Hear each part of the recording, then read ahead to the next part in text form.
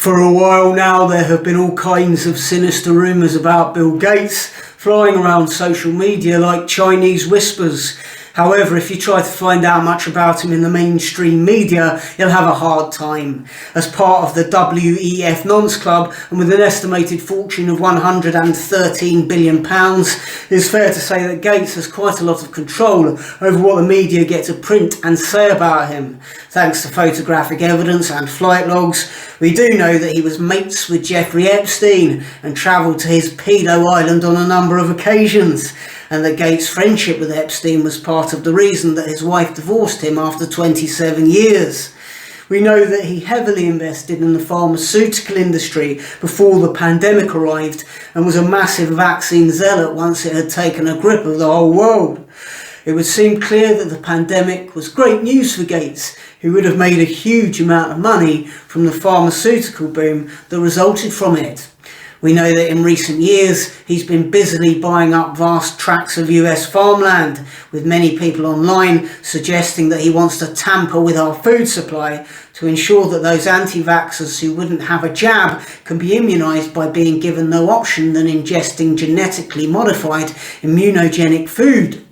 We know that he's a key player in the climate crisis cult that has taxed us all into poverty in the pursuit of net zero. People look at glaring political and media corruption and incompetence and the erosion of our societies and say if you want to find out the cause of all that, you should follow the money. Well, that road leads all the way to creepy Bill Gates, doesn't it? And his corporate globalist acolytes. These peculiar outliers who've accumulated vast wealth and naturally begin to perceive themselves as very special and superior, more evolved than the rest of us. And of course that manifests itself as a messiah complex. And with huge wealth, huge power, huge egos, these individuals have become world-wrecking, democracy-shattering dictators, convinced they have the answers, convinced that they're going to save planet Earth and save humanity, regardless of whether or not the planet actually does in fact need saving, choosing to view climate change as an existential crisis and casting themselves as planet-protecting superheroes.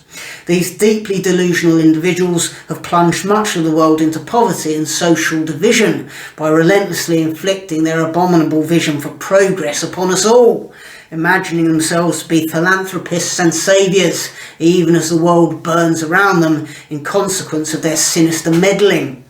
What they show us very clearly is that the wealthiest amongst us are not the ones who are best placed to be moral arbiters or indeed to shape the geopolitical landscape of our world. Gates' association with Epstein also shows us that people who are rich enough are above the law and can act without consequence. When you have so much money that you own the media and you shape Western democracy, there is nothing to stop you being as evil as your imagination permits. Please do like and subscribe and support my content by following the links below this video. Also, please do check out my return to stand-up, now available to view on the Comedy Unleashed YouTube channel, a link for which you can also find beneath this video.